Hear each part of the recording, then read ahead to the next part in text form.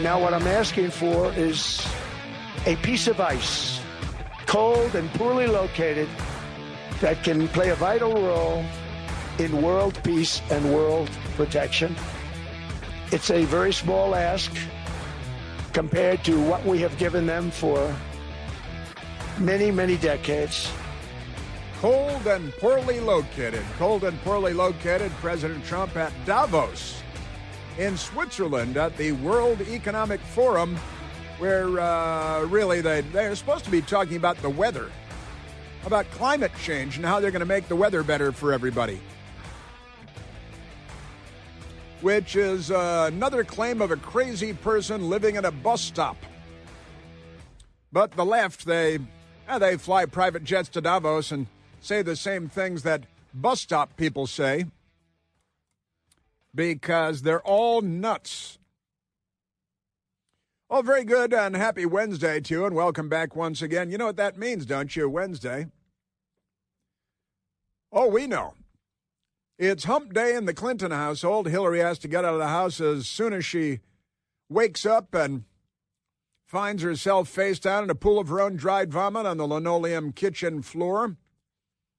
Secret Service standing over her, knuckles on their hips, shaking their heads. Tisk, tisk. The woman who will never be president of the United States. And then Bill, you know, he needs the house to himself because even at his advanced age and all that, he's still Bill Clinton. So we've got that going. It also means that it's mailbag day here on the Chris Plant Show because it's Wednesday, it's hump day, and it's mailbag day, and that is good. And also hearing on the local news on the radio on the great WMAL in Washington, D.C., my mothership, just by the way. But the news out of Washington, D.C. is this. And today is the 21st of January. The date is the 21st. Yesterday was the 20th, meaning 1 year after the inauguration of President Trump for his second term as president. But the big news today, D.C. on the 21st of January, D.C. reports first homicide of 2026 after man killed in Northeast shooting in the northeastern quadrant of our city, which is divided into 4 quadrants, as you might be aware, northwest, northeast, southwest, southeast. And here is the story from the ABC station in Washington. A man was killed in an overnight shooting in northeast D.C., making the city's first homicide of 2026, according to police. Metropolitan Police Department officers responded to reports of a shooting just after midnight in the 1300 block of Varnum Street Northeast. Police tell 7 News that the man was found suffering from gunshot wounds, plural. He was rushed to an area hospital, likely the Washington Hospital Center, where he was pronounced dead. When I was with CNN, I spent more than one evening at the Washington Hospital Center with camera crews because that's where you go when you want to wait for the ambulances to come in with gunshot wounds and murder victims. And they use the hospital to train Army doctors for combat. And so I would go there and do news stories back then. Says this is the first homicide reported in the city this year. In 2025, the city, listen to this, the police department, reported a total of seven homicides in the same time last year, according to its year-to-date crime comparison. All right, now, so President Trump is in charge this year, right? And you see how this goes. And the Democrats last year, now again, President Trump was sworn in January 20th. So by this time last year, there were 7 homicides, and Joe Biden was president, and the Democrats were in charge. And now this year, the first homicide on the 21st of January. The 21st of January. Isn't that something? Isn't that great? So the first homicide of the year. Isn't that not something? Yes, it is. Now, I went and I took a quick look about previous years. And here is the headline from Fox 5, January 2nd of 2024. D.C.'s first homicide of 2024 reported on New Year's Day, just 1 hour after midnight. the Democrats, they got to get the ball rolling, don't they? So they start, hey, it's after midnight. Who wants to be the first murder victim of the year? And the Democrats argue about it, and then they shoot people because that's what they do. So, and that's much more normal, that 1 hour after New Year's Eve, Democrats start murdering people. Perfectly normal. And now on the 21st of January, the first homicide of the year. Last year at this time, there had been 7 homicides. It's not a very big city. It's about 700,000 people, not 7 million people like New York or, 9 million people, whatever they are. So our first homicide, and last year at this time, it was 7 by the 20th, the 21st. And again, President Trump inaugurated a year ago on the 20th, the Democrats in charge. They like more homicides, as I like to say, because it's true. More Democrats, more homicides. More Democrats, more rapes and murders. More Democrats, more carjackings, more looting, more robbery. The Democrat Party is the party of crime because that's who they are. Yes, they are. And the news media will not make note of this. This will not be a big story. Hey, look, the murder rate's down, way down.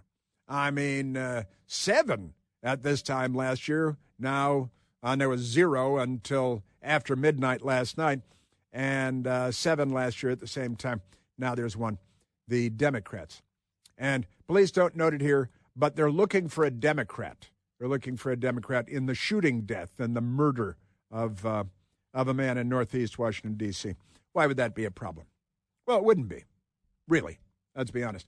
I think the Democrats invest in arms manufacturers, ammo manufacturers, and, of course, in casket manufacturers and funeral homes, because that's where, just another way that Democrats get rich. Now let's get back to President Trump, who is at the World Economic Forum at Davos, Switzerland, which, again, historically has been about the weather and how they're going to make the weather better. They're going to make the climate change a much better thing.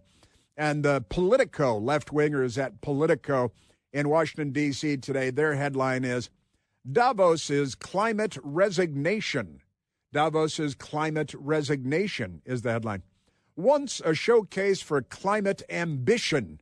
I like the use of the word ambition there. They're very ambitious. They want to make the weather better by stealing your money and teaching your kids that they're gender confused. Once a showcase for climate ambition where they all fly in their private jets and lecture other people about, smoking a cigarette. The World Economic Forum is now talking more about coping with the damage. You guys are the damage, really. It's your brains. And Politico reports, Carl Matheson typing on behalf of the Democrat Party. A few short years ago, Davos was bullish on beating climate change. Yeah, that was always the biggest lie ever told. Yeah, we're billionaires. We're going to make the weather better wherever you are. This week, the focus has shifted to coping with the worst of it. It's shifted to buying oceanfront properties, for the most part. Panels and fireside chats. There are no fireside chats. That's an FDR reference. Once geared toward the business of stamping out fossil fuels and slowing the Earth's dangerous overheating. They say that is going to be 30 degrees below zero in Chicago this weekend. Are now focusing on matters of resilience to drought, fires, like in Los Angeles, where water doesn't come out of the fire hydrants and arsonists burn entire cities, and it's okay. Floods and sea level rise. Yeah, I haven't seen an awful lot of that, but there are always floods, and the oceans will do what the oceans want.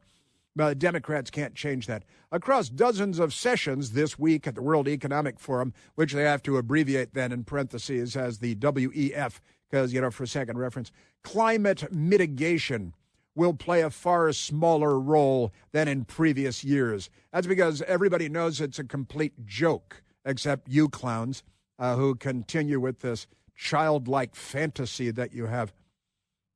It's a shift that underscores the political sensitivities of climate change for the organizers. There are political sensitivities about the weather because of them. Anything that directly threatens to crimp fossil fuel use, listen to this, is a political trigger for the U.S. President, Donald Trump. Oh, wait, it's all Trump's fault. Now it's all Trump's fault. This is a mental illness. This really is a mental illness. The change is in emphasis, and it was not lost on attendees. It's middle ground to avoid confrontation with Trump, said Nicholas Galarza, former deputy minister for environment in Colombia. Oh, they got a deputy minister for environment in Colombia, and we're supposed to listen to him. Okay, that's what we got. Yes, sir. The heavy focus on dealing with climate impacts is a reflection on the perilous state, and they actually misspelled perilous here. It says parlous. The perilous state of the planet, he added, with the dangerous warming. Now it's unavoidable. The dangerous warming is now unavoidable. I wish we had some dangerous warming this weekend because, in fact, what is it? When I got up today, it was 16 degrees, and then coming in, the local weather said it was 19 degrees. It's January in the Mid-Atlantic. It's not Minnesota, but we should get those liberals out on the streets of Minnesota because, man, oh man, I am telling you. You people. All right, let's get back to President Trump in Davos, where he's not too worried about climate change. Because whatever they're talking about there, it's not going to change the climate or the weather, which they think are different things. So let's go to the president talking about NATO, the North Atlantic Treaty Organization, and which we have been kind of the only partner with some people getting us sandwiches every now and then, the European allies. President Trump this is 100% true, on NATO. Nobody's done more for NATO than I have, as I said before. True. In every way. Getting them to go up to 5% of GDP was something that nobody thought was possible. And pay. Honestly, the GDP, they had committed by treaty to pay 2% of GDP, and nobody did. And President Trump said, what's with this? You just stick us with the bill, and Midwesterners are getting up at 4 a.m. to work in cornfields to pay for you guys so that you can vacation for a month in August and go to the Greek islands, and so that the president of France can marry his school teacher and whatever else you silly Europeans are doing. And President Trump put it out. And then he said, okay. And they said, okay, we'll pay 2%. And President Trump is like, well, why would we even defend you if you don't live up to your treaty obligations? And you stick us with the bill on everything, and we've got to defend everything in every place all the time. And then they say, oh, all right, we'll pay 2%. Then he said, really, it should be more like 5% of your GDP. Our GDP is so much bigger than yours. And they're like, okay. And a bunch of countries started paying 5% of GDP. President Trump strengthening NATO all over the place, while the New York Times said he was making NATO weaker because the New York Times was lying again. President Trump today in Davos. I've had such a good relationship. I've made it so much better, so much stronger. It's so good now. NATO is so much stronger now. I don't agree with a lot of the things they've done, but that was done before I got there. NATO's, whether you like it or not, it's only as good as we are. If NATO doesn't have us, NATO is not very strong. Oh, I have to apologize. This is actually the president yesterday when he was heading off. He was heading off to Davos, but before he got to Davos, President Trump, again, I apologize. Yes, he's talking about it again today in Davos, President Trump on NATO. NATO has to treat us fairly, too. What? The big fear I have with NATO is we spend tremendous amounts of money with NATO, and I know we'll come to their rescue, but I just really do question whether or not they'll come to ours. Yeah, well, they've always known that we come to their rescue, that we've been their defenders really since 1942. They wouldn't have defeated the Nazis. They would not have held the Soviet Union at bay. That's us. You're welcome. They built a generous social welfare system because they didn't have to spend money on their own defense because we were defending them. Manning the Fulda Gap and Checkpoint Charlie and holding the Soviet bear at bay after crushing the Socialist Workers' Party of Adolf Hitler. You're welcome. And President Trump is holding him to account. The Democrats are against that because $37.5 trillion in debt is not enough for us. The Democrats want us to be more deeply in debt.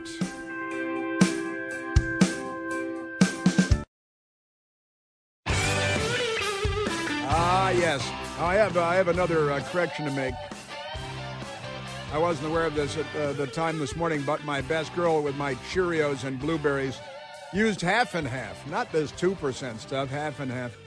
So we're already going with the whole milk plus. That's good.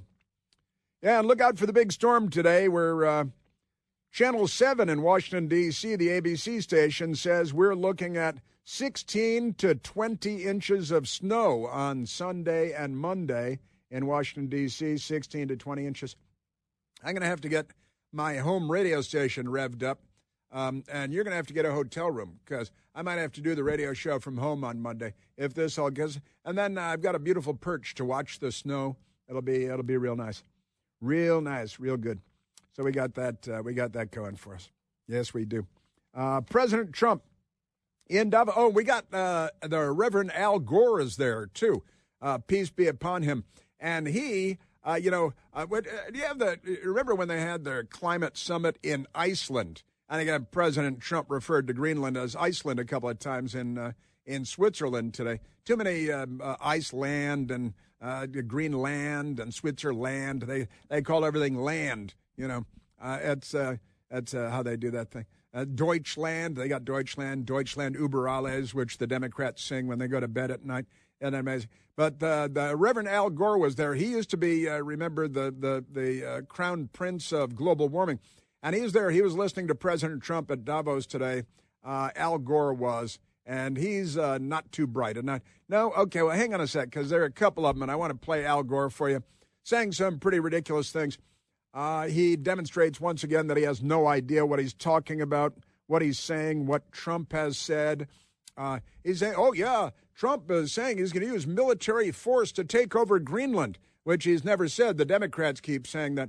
And I played the audio yesterday of a reporter asking President Trump last week about military force. And President Trump straightened her out and said, listen, you're the ones that keep talking about military, not me. And here comes Al Gore. If the Democrat Party, members of the Democrat Party, if they're speaking, they are lying. See how that works? That's how you can tell. Just extraordinary. The Democrat Party. I got them coming up, and President Trump in Davos. Lots of fun from the president. The Reverend Al Gore, peace be upon him, who is the patron saint of global warming. Why doesn't he just go throw a sandwich to that polar bear on the ice shelf? I don't know. That's coming up.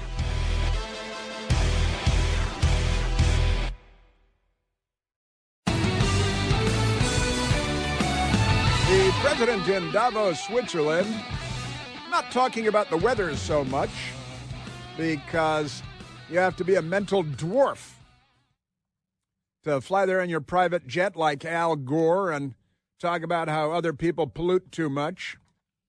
And, then like John Kerry in Iceland at their climate summit, flying a private jet there, saying, well, I'm too important for that. I understand that you came here with a private jet. Is that an environmental way to travel? If you offset your carbon, it's the only choice for somebody like me who is traveling the world to win this battle. Yes, I have to fly private because I'm fighting climate change. He's going to win this battle on a Gulfstream jet all by his fat self. They had to put him on with a forklift, had to put a ramp on the back of the airplane to put him on because he's corpulent. He's the Reverend Al Gore. Isn't that amazing? Now, President Trump in Davos today, not talking about the weather, but it is. So do we have President Trump. So let's go to President Trump first because President Trump talking about important things. We probably won't get anything unless I decide to use excessive strength and force where we would be, frankly, unstoppable. But Greenland. I won't do that. Won't do that.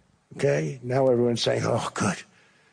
That's probably the biggest statement I made because people thought I would use force. I don't have to use force. I don't want to use force. I won't use force. I don't have to use force. I don't want to use force. I'm not going to use force. Now, this has been something ginned up, made up by the Democrat Party. And you may remember I played the audio soundbite for you yesterday. Last week, I think it was Wednesday at the White House, a Democrat reporter asked President Trump, you're going to use the military to attack Greenland and take over Greenland. It'd take like 6 of our guys, but never mind that. You're going to military, and President Trump said, don't be ridiculous. Right now, it sounds like you are saying that you would potentially acquire Greenland by force. That would be a NATO country. Are you saying that? Are you saying that? Would you do that? No, you're saying that. Would you I acquire didn't that by say it. force No, right you're now? telling me that that's what I'm going to do. You don't know what I'm going to do. So what are the options? Your network doesn't know either. So last week, President Trump was, again, the Democrats made this up. He's going to use the military to attack Greenland, which would take 5 of our guys like 4 hours, and they could get lunch in the middle. But pay no attention to that. And Trump said, no, you guys keep saying that. I'm not saying that. And then today at Davos, at their little World Economic Forum, he clarified that. Because they get their disinformation from CNN and beyond. And then the corpulent Al Gore, the saint of all things climate change and global warming, and that polar bear on an ice shelf floating around as if polar bears can't swim like Mark Spitz or Leah Thomas. The Democrats like Leah Thomas, who's a guy, and they think it's a girl because they're mental. But the Reverend Al Gore today at Davos was asked, hey, wouldn't you like to attack Trump and call him names? I think there was one element of the speech that I would interpret as a positive. I think perhaps because of the stock market's reaction yesterday, he appeared to back down from his previous threat to use military force to acquire Greenland. And if I'm interpreting that correctly, I think that's a good thing. It was, of course, crazy that he would do such a thing in the first place, but I think he backed down, and that's good. Yeah, well, he had never said that. But you guys in your fantasy worlds, it might be the fentanyl or the monkeypox or whatever it is causing your brains to not work properly. But the Reverend Al Gore was there, and because he keeps saying that he's going to use the military to attack Greenland. And a reporter said, are you going to use the military to attack Greenland? He said, I never said that. I've never thought that. I would never do that. You guys keep saying it. And then the Democrats and the news media, but I repeat myself, Al Gore and the fake news media at the White House and all of that good stuff. And I have another correction. I have to make a correction. I put the national debt at $37.5 trillion, and I was mistaken. It is now $38.6 trillion, the national debt, $38.6 trillion.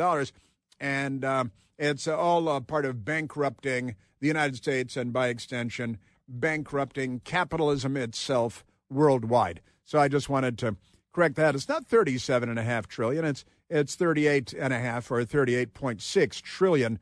That 0.5 to 0.6 is only $100 billion. So nothing to sneeze at there. Isn't that amazing? Yes, sir. So I wanted to straighten that out. I got to get. It's hard to keep up with the national debt. Got to check frequently. And apparently I hadn't checked frequently enough. All right, now back to President Trump in Davos. He has wrapped up his speech there. So CNN was fluffing Al Gore.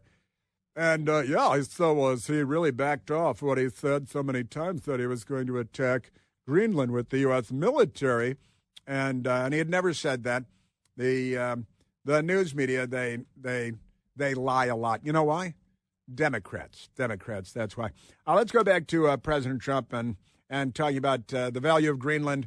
And it is, he wants to put in a missile shield against Putin's Russia, and China may come into play with the intercontinental ballistic missiles as well, ICBMs. But President Trump, and he's also, it's the natural mineral, the rare earth elements that the United States wants to control. And here is a big part of that, so that communist China doesn't. And communist China has ships around Greenland. Russia has their warships, of course. And Putin's communist Russia has their warships around Greenland. And a huge part of Greenland being in play is there 67,000 people in all of Greenland. And it's gigantic. It's a lot of it's covered with ice. Apparently the area of Greenland not covered with ice is as large as California. That's a pretty big area of Greenland not covered with ice. And there are all these rare earth elements that are vitally important for national security reasons, for technological reasons, for economic reasons. The rare earth elements that We have a store of them in the ground in the United States, but not like China's. China's is much more abundant and plentiful. And they still want to control all of the rare earth elements in the world. They will do so militarily. So checking them back into the boards, a little hockey term, and keeping China out of play when it comes to the rare earth elements in Greenland is big for technological, military, and national security reasons, for economic reasons, because the rare earth elements are important for computers and for artificial intelligence and for military and national security reasons, for economic reasons.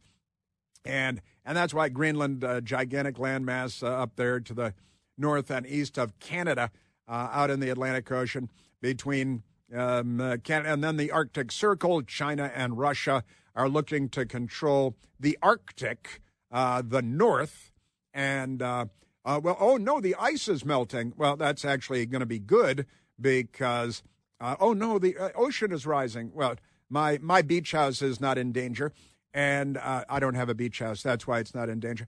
And there's the Northwest Passage that the Chinese and the Russians are looking to dominate for economic and military reasons, and President Trump wants to checkmate them ahead of their more aggressive moves, which are obviously in the offing, in the pipeline, just by the way. So we've got that President Trump, and look, so a missile defense, he calls it Golden Dome. It's like Iron Dome for the Israelis. In Israel, they have a missile defense system, thanks to us, that is very effective, thanks to Ronald Reagan and Strategic Defense Initiative programs going back to the 1980s. These things are hard and they take time and they're expensive, and we can do them and nobody else can. But the Iron Dome for Israel, President Trump is talking about making a North American version. You're welcome, Canada. And that would be called Golden Dome, because he likes things that are gold, and they're, like everything. And it's cooler than Iron Dome. It's Golden Dome because it's better, right? Missile defense, and that makes it less appealing for Putin to spend billions of dollars building ballistic missiles to fire at us if the probability of those missiles reaching us with nuclear warheads minimized. Also, there's Iran, which Barack Obama and the Democrats have helped them with their ballistic missile program that they want to use to kill everybody and take over the world. But here is President Trump. Back to President Trump and Greenland, very important strategic, economic, military, and computer, artificial intelligence dimensions to Greenland. And the Democrats are defending colonialism and the colonialism of Denmark and the Danish to hold these colonial properties from the 1600s, from the 17th century, and the Democrats are back to defending colonialism, right? They hate America, but and by the way, there's a king. I think it's Frederick the 10th. I like to call it Friedrich because it's more fun. And it's actually Frederick X. Frederick X. They might call him Fredericks, because he's Frederick the 10th, kind of like Malcolm the 10th. Remember Malcolm the 10th, the 1960s black Muslim leader. But Malcolm the 10th, and they got Frederick the 10th over there. Here is President Trump on Greenland. I think that we will work something out where NATO is going to be very happy and where we're going to be very happy. But we need it for security purposes. We need it for national security and even world security. It's very important. Yeah, it's world security, because if we're not securing the world, then who is? Scotland, France, and did you see Macron in Fromage yesterday, wearing his blue aviator shades at Davos, looking like a hipster, and then they explained that maybe he's got a black eye, he's got a welt, he got hit in the eye or something, and the theory floating around is that his wife beat him, because there's some history of his wife hitting him in the past, and now he's got a welt on his eye, and he's wearing blue aviator shades, blue reflective aviator shades. He's like the man with no eyes in Cool Hand Luke at Davos yesterday. All that, but President Trump, and the honestly, how far are you willing to go to take Greenland? Because Greenland. How far are you willing to go to acquire Greenland? You'll find out. You'll find out. See, that's he likes to be cagey, and he is actually very skilled at this because he comes from the world of business and, mafia and unions. But I repeat myself, in New York, and Democrats and in New York and mafia. But I repeat myself. But there's how far are you willing to go to acquire Greenland? You'll find out. Well, and that's true enough. Just sit back. Don't be scared. It's the United States. It's Donald Trump.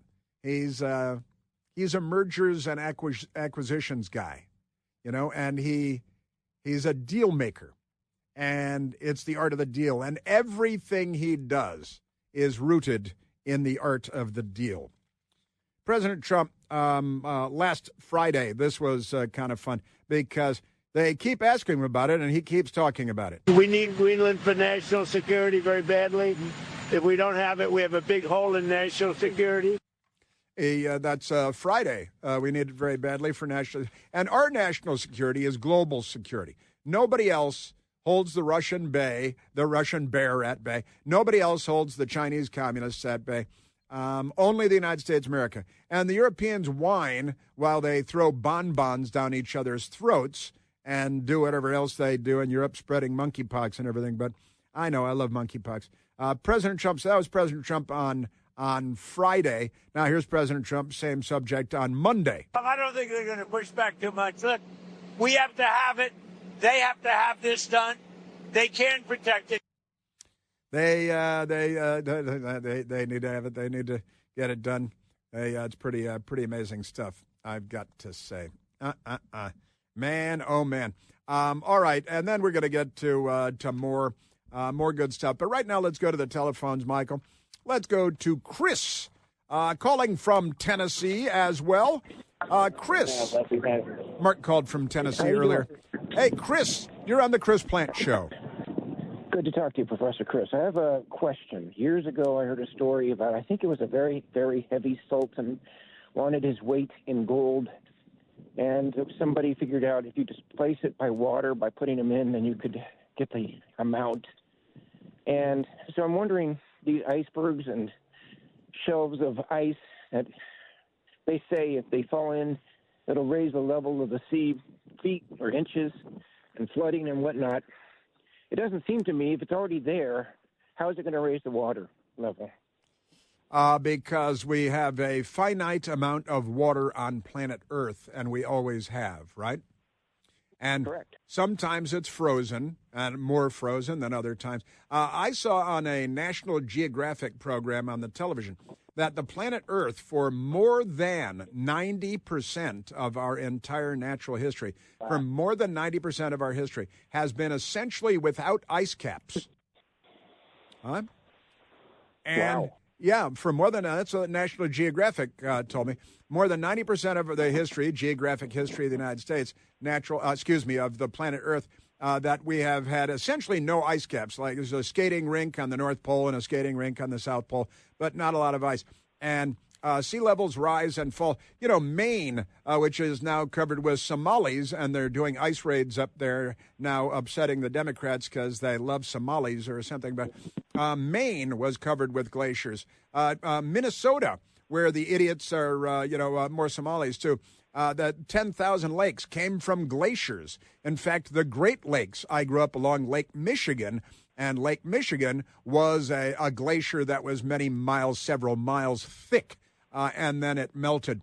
The natural cycles of the Earth, the great ball of fire in the sky, we call it the sun, has got something to do with ice and sea levels and temperatures.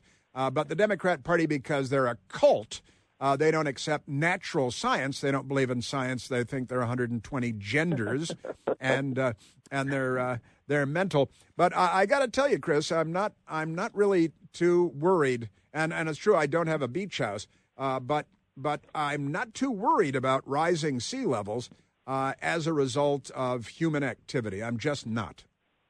Well, I agree. But it just doesn't make sense if they say if these things, dissolve into the sea, it'll raise the level. But the level is as it is. And if because it's the displacement of water by whether it's a big rock or big ice.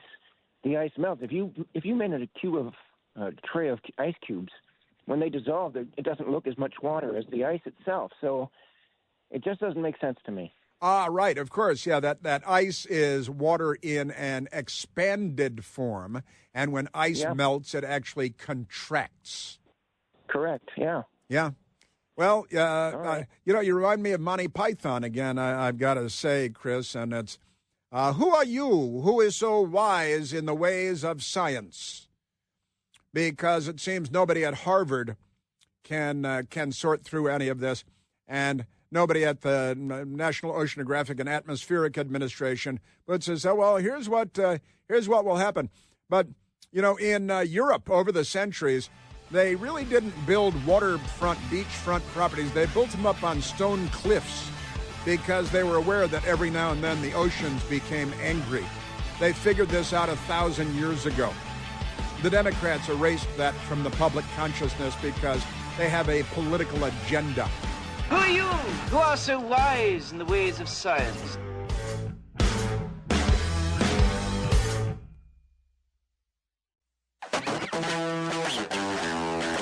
That's right, $38.6 trillion national debt. The 0.6 is only about $636 billion. That's debt.